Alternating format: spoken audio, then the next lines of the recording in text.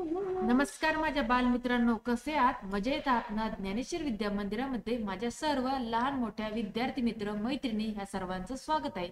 आज मी माझ्या बालमित्रांसाठी एक कल्पनात्मक निबंध घेऊन आलेला आहे. पण निबंधाचं नाव सांगण्या अगोदर तुम्ही जर आतापर्यंत आपल्या ज्ञानेश्वर विद्या मंदिराला सबस्क्राईब केलं नसेल तर लगेच सबस्क्राईब करून घ्या व सबस्क्राईब समोर जे नोटिफिकेशन आहे त्याला हिट करा, जेणेकरून आपल्या चॅनलवरती अपलोड होणारे नवनवीन व्हिडिओ तुम्हाला पाहायला मिळतील. तर आजचा आपला निबंध आहे, मी मासा असतो तर असते तर. पहा, खोल पाण्यामध्ये राहणाऱ्या आश्चर्यकारक समुद्री प्राण्यांमुळे पाण्याखालील जग खूप रोमांचक आहे. विशाल महासागर आणि समुद्राचे पाण्याखालील मोठे जीवन आहे आणि जर आपण त्यांचा शोध घेतला तर आपण अधिक आश्चर्यचकित होऊ.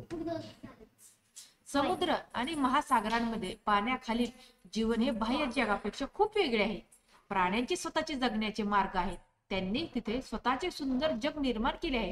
जर आपण काही काळ पाण्याखाली स्वतःची कल्पना केली तर कदाचित आपल्या शरीराला पाण्याखाली राहण्यासाठी सर्वात आधी भरपूर ऑक्सिजन साह्याची आवश्यकता असेल.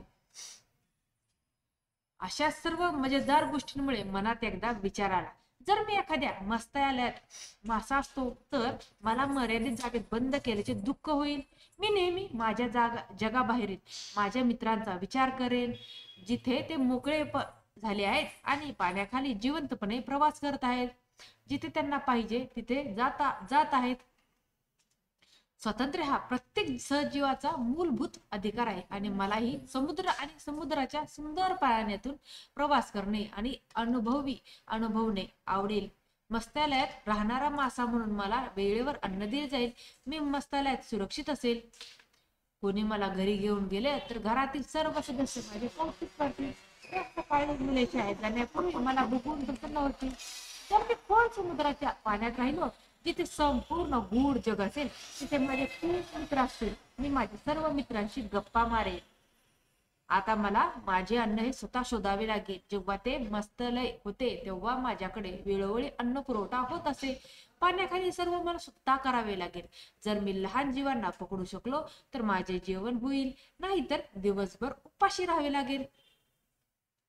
मी समुद्र अथवा महासागराच्या कोणत्याही भागातून प्रवास करू शकतो आणि पाण्याच्या दुसऱ्या टोकापर्यंत प्रवास करू शकतो. प्रत्यक्षात माझ्या स्वातंत्र्यावर शंका घेणारे कोणीही नसेल. मी माझ्या जीवनशैलीद्वारे मुक्त जगण्याचा प्रचार करतो.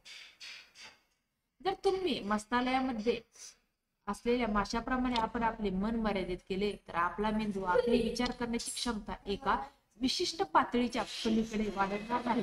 दुसरीकडे जर आपण महासागरातील माशांसारखे जगलो तर आपल्याला पाण्याखालील जीवन काय आहे याचा अनुभव घेण्याच्या प्रचंड संधी असतील. आपण खुल्या मनाचे असले पाहिजेत आणि जीवनाचे मार्ग स्वीकारले पाहिजेत.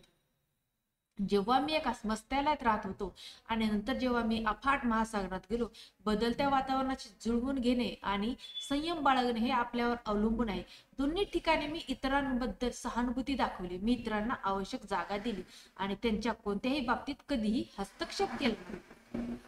मी माझ्या दयाळू स्वभावासोबत चांगली प्रतिष्ठा मिळवली आणि मित्रात आनंद मी नक्कीच मनाची स्थिती आहे. मला बाहेरून आलेल्या सर्व संभाव्य धोक्यांबद्दल मी विचार करू शकतो.